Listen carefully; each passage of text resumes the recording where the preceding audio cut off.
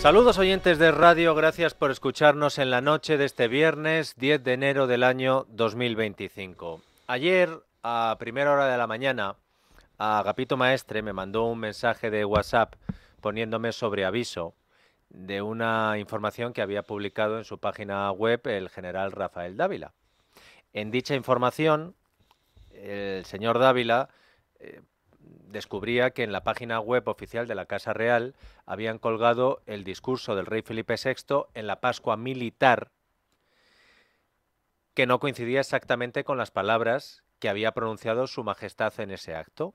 Concretamente, en el texto colgado en la página web aparecía un párrafo en el que se hablaba de la dictadura de Franco como, cito textualmente, una página oscura de nuestra historia común y un tiempo de división de los españoles felizmente superado. Sin embargo, Felipe VI jamás pronunció esta frase. Una vez que el artículo en el que se llamaba la atención sobre este párrafo y la diferencia entre el discurso colgado y el discurso pronunciado se difundió, el párrafo que les acabo de resumir desapareció y lo que aparece colgado ya es el discurso definitivo del rey, el de verdad, el que pronunció. Y como con estas cosas hay que tener mucho cuidado, lo que hicimos desde la noche de radio es ponernos en contacto con la Casa Real para preguntarles qué es lo que había sucedido. Y les tengo que decir que nos han respondido con mucha celeridad. Fuentes de la Casa Real nos han explicado que en la oficina de prensa trabajan siempre con distintos borradores antes de preparar el discurso del rey y luego mandarlo al Palacio de la Moncloa. Ese párrafo en cuestión formaba parte de uno de los muchos borradores que se habían hecho. Nos han dicho que ni siquiera formó parte del discurso enviado al gobierno, que por lo general suele ser el definitivo, aunque luego el rey haga anotaciones propias de última hora. El párrafo sí apareció en la web de la Casa Real durante unas horas porque desde la oficina de prensa se volcó por error uno de los borradores y cuando se percataron de lo que había sucedido se colgó el discurso definitivo, que es el que pronuncia el rey. En el diario.es también se han interesado por este asunto y ojo a cómo presenta este periódico la noticia, porque en el gobierno de Sánchez han aprovechado la coyuntura para tratar de volver a meterse con el rey Felipe VI, porque dice el diario.es, fuentes del gobierno aseguran a esta redacción que desde la jefatura del Estado se llegó a presentar ese guiño como un gesto demócrata del rey, aunque finalmente no se produjo. Pero es curioso, porque nuestras fuentes en la Casa Real, las que saben lo que pasó y que nos lo han explicado, nos han desvelado que ni el Ministerio de Defensa ni el Palacio de la Moncloa tuvieron jamás conocimiento de los borradores, ni siquiera del borrador que incluía esa mención a la etapa del franquismo. Por lo tanto, los que desde el gobierno le han dicho al diario.es que la jefatura del Estado había hecho una mención negativa de la dictadura como un gesto demócrata del rey, están mintiendo. Insisto, no desaprovechan una, ¿eh? No desaprovechan una. Aquí lo importante es que el rey hizo un discurso, el que ustedes escucharon, y en mi opinión hizo el discurso que debía. Y ese borrador con toque sanchista quedó desautorizado o apartado o marginado porque los que mandan en la casa del rey siguen acertando en cada movimiento que hacen en los últimos tiempos y de ahí que moleste tanto al gobierno, que hasta con un borrador que según la casa del rey nunca tuvieron, dicen que era un gesto democrático que quiso hacer el rey, pero que luego al final no hizo el gesto democrático. Porque en 2025, 50 años después de la muerte de Franco, lo demócrata de verdad no es enfrentarse a la dictadura de hace medio siglo, es enfrentarse a las dictaduras de ahora. Y el verdadero gesto demócrata es enfrentarse a quien cada día adopta desde el poder una nueva medida para debilitar la democracia, sea en Venezuela o sea la española. Porque lo que ha sucedido hoy en España, lo que ha presentado hoy el PSOE, es quizá una de las actuaciones más graves del sanchismo desde que Pedro Sánchez es presidente. ¿Qué hacen los autócratas? ¿Qué hacen los enemigos de la democracia y de la libertad? Cuando se ven acorralados, lo primero es inventarse una conspiración. A veces son conspiraciones internacionales, por ejemplo, Venezuela, Nicolás Maduro, del que ahora hablaremos. A veces son conspiraciones judiciales, mediáticas, como en el caso de Pedro Sánchez. Porque nuestro presidente, en mitad de los casos que afectan a su entorno familiar y su entorno político más cercano, se ha sacado hoy de la manga una ley para cercenar la figura de las acusaciones populares y quitarse de en medio a los jueces que les son incómodos. El movimiento liberticida se ha hecho a través del Grupo Parlamentario Socialista en el Congreso. El PSOE ha registrado en el Congreso una proposición de ley orgánica, según dicen, de garantía y protección de los derechos fundamentales frente al acoso derivado de acciones judiciales abusivas. Escuchen cómo presentaba Pachi López esta proposición. Lo que pretendemos es impedir el acoso que se sufre cuando hay quien utiliza las acciones judiciales de forma abusiva con el único fin de atacar a quienes no comulgan con sus planteamientos. Y lo vamos a hacer actuando en 4 frentes. Reformando la acusación popular, haciendo que se inadmitan las querellas basadas exclusivamente en recortes de prensa, suprimiendo el delito de ofensas contra los sentimientos religiosos y permitiendo la abstención o la recusación de jueces por sus declaraciones de contenido político. Hemos adoptado una decisión que nos parecía ya urgente e importante, que es frenar el acoso y la persecución que los grupos ultras están haciendo de mucha gente en este país, de artistas, de creadores, como decía, de periodistas, de científicos y de adversarios políticos, utilizando y pervirtiendo lo que es el Estado de Derecho, utilizando los mecanismos judiciales para atacar a ese adversario y para obtener objetivos particulares. Básicamente lo que el PSOE pretende es acabar con las acusaciones populares y que no puedan abrirse procesos penales con querellas basadas en, ellos dicen recortes de prensa, otros dicen informaciones periodísticas. Pedro Sánchez quiere acabar con todo lo que ha motivado las investigaciones, por ejemplo, a su mujer y a su hermano. Le hemos preguntado desde este programa a la presidenta de la asociación de jueces más importante de España, la Asociación Profesional de la Magistratura. Escuchen lo que María Jesús del Barco decía primero sobre el tema de las acusaciones populares. Si restringimos el ejercicio de la acción popular hasta el extremo de hacerla imposible y dejamos el ejercicio de acción penal únicamente en manos del Ministerio Fiscal, a lo mejor en las circunstancias actuales que todos conocemos no es el momento más idóneo. Si además, y por otra parte, como todos sabemos, existe el intento de modificar la ley de enjuiciamiento criminal para además dar al Ministerio Fiscal la instrucción de las causas penales, pues mire, es evidente que esto para delitos, no sé, el típico carterista que podemos encontrarnos en la Puerta del Sol va a tener muy poca relevancia. Pero si pensamos en las causas penales que hoy hay abiertas, parece que lo que se pretende no es restringir el ejercicio de la acusación popular, sino más bien buscar la impunidad. Si pensamos en las causas penales hoy abiertas y que aparecen en esos medios de comunicación, lo que pretende Sánchez con esta nueva ley es buscar la impunidad, la suya, la de su mujer, la de su hermano, la de su partido y la de su gobierno. Incluso la de aquellos que ya no están en su partido, pero que saben mucho de Pedro Sánchez. Y además de querer acabar con las acusaciones populares, el PSOE pretende acabar con los jueces incómodos. ¿Cómo? Incluyendo como nueva causa de abstención y recusación de jueces el, abro comillas, haber realizado manifestaciones públicas censurando o mostrando acuerdo o desacuerdo con las actuaciones de instituciones públicas o sus representantes o participen en actos o concentraciones con idéntico objeto. Es decir, que un juez que, por ejemplo, haya dicho que lo que se estaba haciendo con la ley del sí es sí era un despropósito, podría ser recusado en cualquier otra causa porque un día dijo que lo que se estaba haciendo con la ley del sí es sí era un despropósito.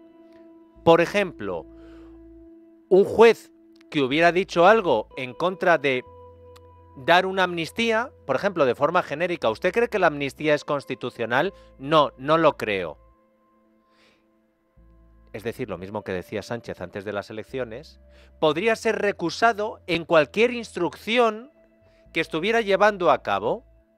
Es decir, que se puede pasar del gobierno de Pedro Sánchez directamente a la Fiscalía General del Estado o al Tribunal Constitucional, se puede ser ministro de Sánchez y luego ir directamente a un tribunal y no ser recusado para, por ejemplo, un juicio o una causa que tuviera que ver con una decisión del gobierno de Sánchez, pero los jueces que se hayan manifestado con cualquier cosa que tenga que ver con las actuaciones de instituciones públicas, puede ser apartado. Y ahí, claro, imagínense, caen todos. Esto sale adelante, caen todos los jueces incómodos para Sánchez. Le hemos preguntado también a la presidenta de la APM, María Jesús del Barco, y decía esto para los micrófonos de La Noche de Radio. Mire, yo creo que los jueces somos independientes, estamos obligados a serlo, y así lo dice nuestra Constitución. Y si no eres independiente no puedes ser juez. Eso lo tengo muy claro. Creo que los jueces debemos ser prudentes, porque además de ser independientes debemos parecerlo. Y las causas de abstención y de recusación están para preservar esa independencia y la apariencia de esa independencia del juez. Yo ahora que estoy haciendo una crítica a esta ley, esto se entiende que es una manifestación pública de censura a lo que hace a la proposición de ley. Esto supone que aquellos jueces y magistrados que hemos estado haciendo manifestaciones, en mi condición de presidente portavoz de la APM, si no, no haría ninguna, sobre la ley de amnistía, debemos ser recusados siempre. Esto significa que cuando los jueces pues hacemos unas manifestaciones públicas porque una ley nos perjudica o entendemos que lesiona enormemente el Estado de Derecho, pone en cuestión los valores constitucionales y democráticos, tenemos que ser recusados. Mire, hay que tener mucho cuidado porque a lo mejor no se pretende preservar esa independencia del juez y su imagen de independencia, sino otra cosa muy diferente. Insisto, sé que es viernes y ¿qué suele hacer los viernes este gobierno? Colar las más gordas. La de hoy es de las medidas liberticidas más graves que ha planteado el partido de Pedro Sánchez, que además lo plantea como proposición de ley. ¿Saben por qué? Pues porque al ser proposición de ley se evita los informes de órganos constitucionales como el Consejo General del Poder Judicial, el Consejo de Estado o el Consejo Fiscal. Y ojo a esto, porque según la iniciativa registrada por el PSOE, las nuevas medidas afectarían a las investigaciones en curso. Traducción: Pedro Sánchez pretende cargarse todos los procesos judiciales que se están llevando a cabo en estos momentos contra su mujer, contra su hermano, contra su partido, contra su gobierno y quién sabe si en el futuro contra él mismo. ¿Y saben qué? Que si tiene que hacer esto es porque saben que lo tienen negro. Si tienen que llegar hasta este extremo, que espero que el Partido Popular y Vox lleven, bueno, hoy es viernes, el fin de semana, el lunes a Europa, por lo menos intentarlo, el lunes a Europa, no estaban pendientes de Hungría y de Polonia, lo de hoy de Pedro Sánchez es lo más grave que se ha hecho contra la independencia judicial en la Unión Europea en los últimos años. Así que un juez que haya en toda su carrera hablado alguna vez sobre la actuación de una institución pública puede ser recusado. ¿Ustedes saben lo que significa eso? Y encima te cargas las acusaciones populares. ¿Para qué? no pueda haber nadie que no sea el fiscal general del Estado imputado y que ha cambiado de móvil cuando le iban a pedir su teléfono móvil. Que él tenga el monopolio. ¿Saben en qué situación nos deja eso? Ahora conectaremos con la Puerta del Sol de gente pidiendo libertad y democracia para Venezuela. La situación en la que nos deja eso es que en el futuro, en Caracas hagan una concentración pidiendo libertad y democracia para España. ¿Saben que no es casualidad que Patxi López haya presentado hoy esto en el Congreso? ¿Y saben por qué no es casualidad? Porque es un día después de que el hermano de Pedro Sánchez declarara ante la justicia. Dice Patxi López hoy que esta proposición de ley lo que quiere impedir son filtraciones de las actuaciones judiciales porque así se señalan a inocentes. Y atentos, que ha dicho, a veces son políticos, a veces son artistas. Supongo que el artista es el hermano de Sánchez. Miren, ayer yo les conté lo mollar de la declaración del hermano de Pedro Sánchez ante la juez Viedma.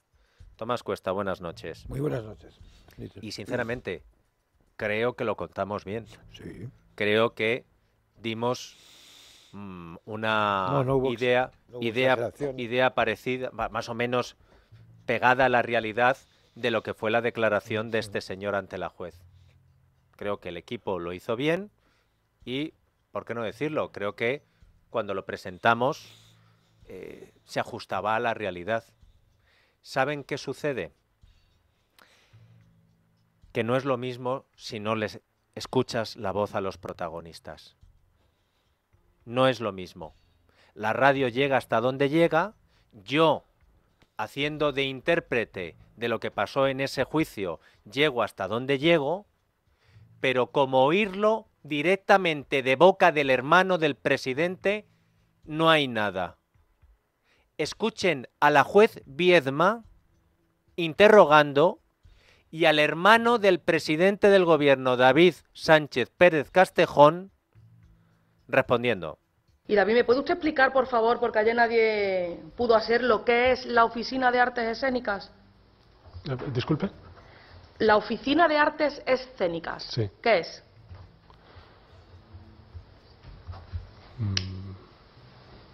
Bueno, pues vamos a ver. Entiendo que es la oficina que se encarga de las artes escénicas. Es que se lo pregunto porque en los organigramas de la Diputación, bueno, y Sí. su puesto actualmente se denomina jefe de la Oficina de Artes Escénicas. Sí.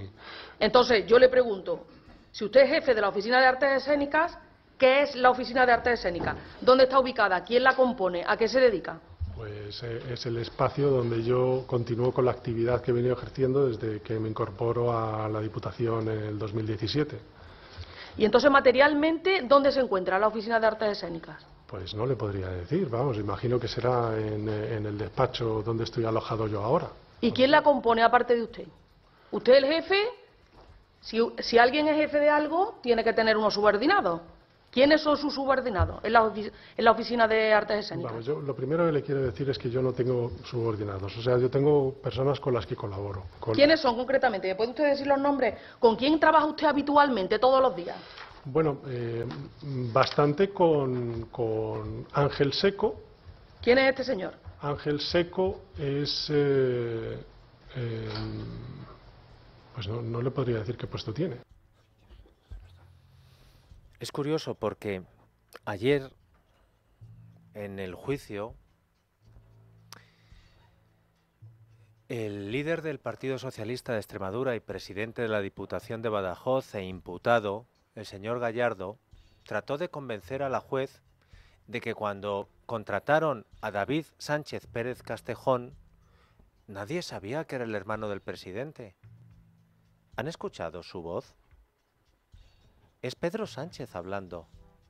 Y yo me imagino ser del PSOE de Extremadura y que se presente alguien que se llama David Sánchez Pérez Castejón y habla como Pedro Sánchez Pérez Castejón y nadie pensó en que era el hermano del presidente del gobierno ahora. Entonces, cuando le dieron el cargo, líder del Partido Socialista, después de haber ganado las primarias, después de que le hubieran echado antes, dijo Gallardo, entonces Sánchez tampoco era que no era conocido y movilizasteis al partido para echarle y luego ganó. Por eso quieren cargarse a los jueces que no han podido cargarse ni siquiera por las malas, ni siquiera entrando en sus casas, ni siquiera diciendo que eran espías, ni siquiera atacando a su familia, ni siquiera tratando de acabar con su imagen personal, ni siquiera amenazándoles, ni siquiera hablando de lawfare. Como no han podido con ellos, van a tener que cambiar la ley para decir a casa. Y por supuesto las acusaciones populares no, porque tenemos una fiscalía tan independiente que es la del pierdemóviles Álvaro García Ortiz. Hay un periodo de la democracia española negro y lúgubre. Es este que estamos viviendo. Y tan preocupados estaban porque el rey no quiso hablar en el discurso de la Pascua Militar de la dictadura de Franco, cuando ellos se niegan a llamar dictadura al régimen venezolano. Que desgraciadamente sigue adelante. Cayetano González, buenas noches. Hola, Dieter, buenas noches. Hoy, 10 de enero, como nos temíamos, el chavismo ha usurpado el poder a los ganadores de las elecciones del 28 de julio en Venezuela. Maduro ha tomado posesión. Está previsto que la líder democrática de Venezuela, María Corina Machado, hable, pero se está retrasando porque, Borja, ¿qué está pasando en Venezuela? Hay problemas de internet en la zona en la que se encuentra en la clandestinidad María Corina Machado. Miren, hoy el diario El País ha publicado que el presidente electo de Venezuela mantuvo una reunión privada con Felipe VI, cosa que también ha molestado a cierta izquierda mediática y política. Ambas partes decidieron no hacer público el encuentro para no interferir en la votación que se estaba produciendo en el Congreso de los Diputados sobre el reconocimiento de Edmundo González como presidente legítimo. Maduro, en su discurso de toma de posesión, ha cargado contra los demócratas venezolanos y contra varios países como Estados Unidos, Argentina o algunos estados europeos. Ellos pretendieron y convirtieron la elección presidencial de un país tranquilo, pacífico, humilde, eso sí grandioso en sus glorias, en su historia, en una elección mundial. Era la joya de la corona. ¿Cómo se dice en inglés? La joya de la corona. The crown jewel. The crown jewel. The imperialence. United States of Europa. Están derrotados. El fascismo está derrotado. La oligarquía está derrotada. Por donde salga, saldremos. Como la quieran, la queremos. Somos guerreros y siempre nosotros venceremos en las circunstancias que nos toque, donde nos toque y como nos toque. Le ha faltado hablar de la internacional fascista para calcar el discurso de Sánchez, que en cuanto a discursos la diferencia es que Sánchez sabe pronunciar mejor el inglés. Lucía Guadalupe, buenas noches. Buenas noches, Dieter. ¿Dónde estás, Lucía? Pues en la Puerta del Sol. ¿Qué está ocurriendo allí? Pues hasta ahora hay una nueva concentración, hay mucha expectación por lo que pueda decir María Corina Machado, porque ahora la confianza es plena por parte de los venezolanos en la estrategia a seguir por parte de la líder democrática y de Edmundo González y su equipo. El volumen de gente es mucho menor al que había ayer hasta ahora, pero son muchos los que han querido volver a concentrarse para reivindicar a Edmundo González como presidente electo de Venezuela y para repudiar el asalto al poder finalmente del dictador Nicolás Maduro, aunque se quiere ver también como un paso necesario que se tenía que dar para poder avanzar, así nos lo han contado. Tengo más ánimos que nunca, porque para mí esto es el comienzo de un final. Lo que no podemos es bajar la guardia, tenemos que seguir luchando. Yo soy hermana de un preso político que es español, tiene doble nacionalidad. Ahora es cuando tenemos que estar más unidos y tenemos que confiar plenamente en María Corina Machado, en Edmundo González, y estoy casi seguro que ellos tienen una buena estrategia. Yo tengo fe, como dicen. Mi papá es general y me dice que tenga fe también. Vamos a ver qué tal. Yo tengo muchísima fe. Anoche me vieras ahí, estaba a moco tendido. Pero hoy no. Hoy tengo fuerza. Yo sé que lo vamos a lograr. Para que las cosas puedan suceder, Maduro se tenía que promulgar. Para que fuera ilegítimo, él tenía que proclamarse ya. O sea, para que podamos avanzar. Totalmente muchos sentimientos encontrados. Como venezolana es difícil. Créeme que es muy difícil. Es peor para él verse juramentado, porque hay más sanciones. Es parte del plan. Una intervención internacional es muy delicado. La misma sociedad civil lo va a sacar con la ayuda de los militares. Seguimos esperanzados, la esperanza hasta el final. O sea, esto no nos vamos a detener. Nuestra dirigente opositora y nuestra representante, que es María Corina, y nuestro presidente, que es Edmundo, nos darán las pautas que vamos a seguir a partir de ahora. Entonces, bueno, estamos aquí, en pie de lucha. Según van pasando las horas, hay venezolanos que coinciden en que el miedo y la tristeza se está transformando en fuerza. Pues como acaban de escuchar, hay muchos sentimientos encontrados, pero no se puede bajar la guardia, nos dicen, en un momento crítico como el que se está viviendo en Venezuela. Gracias, Lucía. Abordaremos la situación de Venezuela, abordaremos la situación de España en nuestra tertulia de hoy con los cayetanos. Tenemos muchas cosas que contarles. Es un viernes importante por lo que ha pasado en Venezuela y por lo que ha pasado en España. Escuchamos la columna cultural de Agapito Maestre y a la vuelta empezamos la tertulia de los cayetanos. Pido la paz y la palabra. Para conmemorar el 25º aniversario del fallecimiento de Gonzalo Torrente Ballester, hay una exposición en los bajos de la Biblioteca Nacional. Habrá ocasión de visitarla.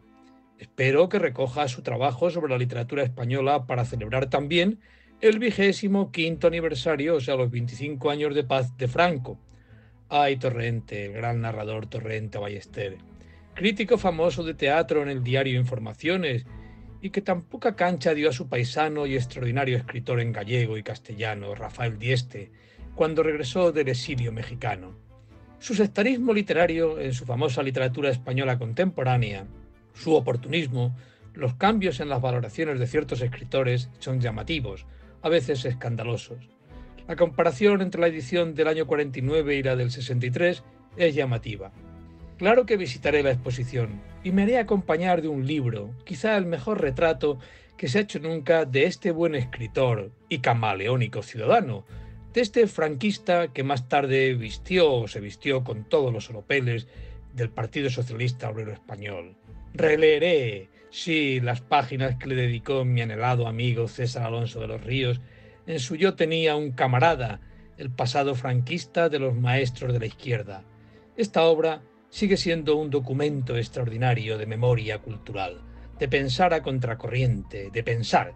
Es una manera genial e ingeniosa, filosófica y sobre todo impía, con los tópicos y las mentiras de quienes hablan de memoria histórica para esconder sus miserias. Muchas de esas miserias han sido puestas a la luz en este libro de César Alonso de los Ríos, mitad investigación y la otra mitad bella creación literaria, y que parte de una evidencia clamorosa, una obviedad que nunca se ha atrevido a pensar la izquierda española contemporánea. A saber, el PSOE aceptó como mentores intelectuales y directores morales a quienes habían militado en el fascismo.